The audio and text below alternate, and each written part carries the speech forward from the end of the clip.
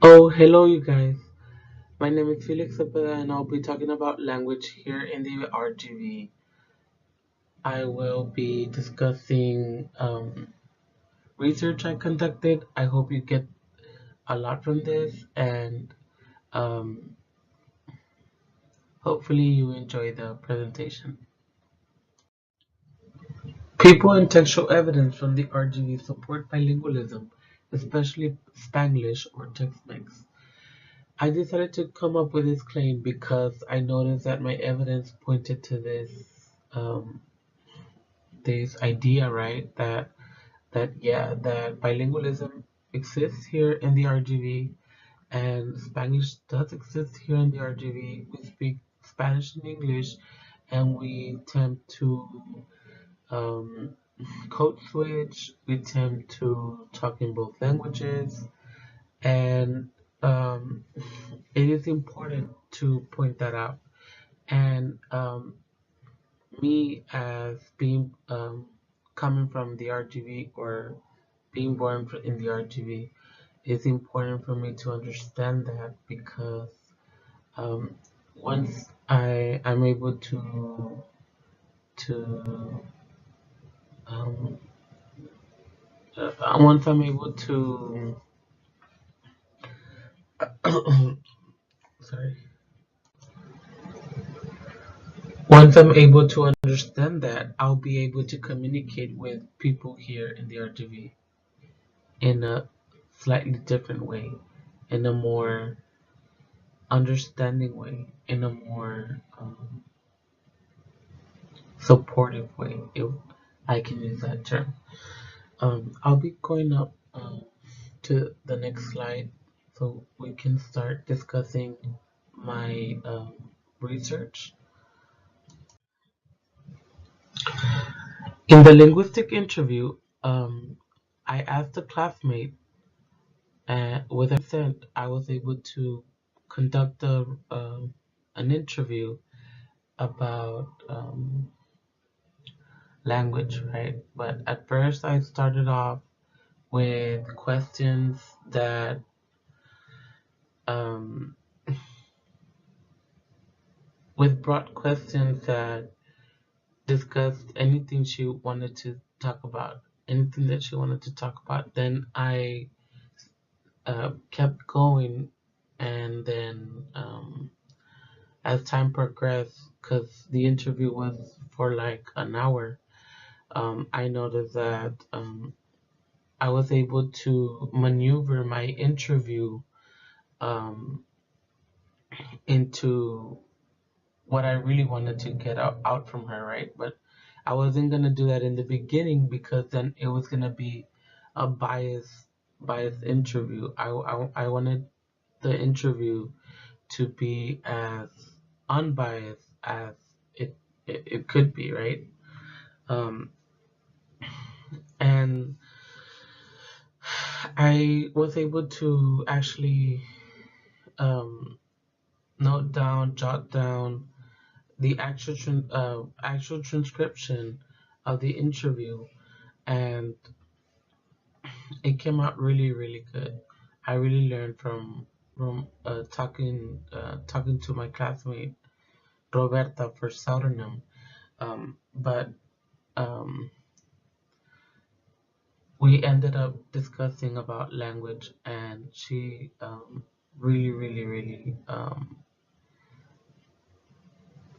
acknowledged the that the language pride is, I mean, it's big for her. It's big for many of us, right? For many people here in the RGB, we like to speak both languages. We like to know both languages, and in her case, she was brought up in a household where her parents spoke English. She was a third generation child, and somehow she felt shame of not knowing some of the Spanish words. Like um, she even said in one some part in the interview that many people would call her in her previous employment tienes el nopal, and right, and we all probably know um, those kind of bashing phrases, right, that people use to not discriminate, but to shame people, right, for not knowing their language. Hey, you're from here, you need to know your language, right? But the point here is that I was able to capture or encapsulate the piece that was important to my to my presentation, to my claim, right? That um, Roberta, um, and going to the next slide, that Roberta thought that Spanish was definitely a tool, and as she says here, definitely something that is very useful. I get so jealous when I hear other people speak Spanish so perfectly. I get so mad. This shows me, or anyone that reads it, that she really thinks that the language is important, um, right? Because I am just like, it's so awesome to know more than one language. And I knew more than one language. And so it's just beneficial too. I want to know sign language. It's just best like be prepared for anything I would say, because I would say like, especially when it comes to speaking like Spanish or English, especially here, right? This is the main phrase that encapsulates that supports my evidence. I mean, everything does, right? But um the first part, the initial part, and this last phrase does the magic, especially here. She thinks that this is very, very important to her identity, to the Mexican American identity here in the RGV. Where does she live? Here in the RGV. So yes, this is important for her. This is the interview. I'll be going up next to my scholarly evidence, where I was able to cite one prominent writer of the RGV of Texas, that wrote about language here in the valley.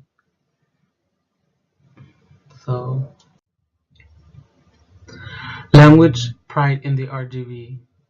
Gloria Anzaldua's How to Tame a Wild Tongue brings up the notion of language pride and identity, supporting the findings of how language functions here in the Rio Grande Valley. So specifically Spanglish usage and the variants. Antaldúa states, quote, Chicana grew up speaking Chicano Spanish, have internalized the belief that we speak poor Spanish and I am my language, even though the quote speaks from a feminist lens and from a closer look at language itself. Anzaldúa implies that language from the valley is not wrong or poor, but rather unique by forming parts of people's identities. And yes, this is so true. People think that um, uh, that some people still hold those notions that your Spanish is wrong, or your English is wrong, or your Spanglish is not a language. It is. It's here and it's alive. So let's move on to the next slide so we can see some textual evidence from here in the valley that supports my claim as well, right? Textual evidence from the RGV. Right here on the left hand side, you can see a banner or an HEB display showing displaying information in both languages, right? Spanish and English, for the people from here, because they know that we speak both languages. And here as well in La Casa de Cambio, right next to the TSC College, we can see that there is a translation as well, or a complete Spanish version of the name of the Casa de Cambio so that people here in the valley can identify places and can relate to places and to welcome our people, right? And to help them or support language. In a way, this, even if they do it indirectly or unknowingly, they actually support the notion of Spanglish. They support the bilingualism here in the valley. So yes, this is also important and also supports my claim. Thank you so much, and I hope you enjoyed my slides. Thank you. See you next time. Thank you.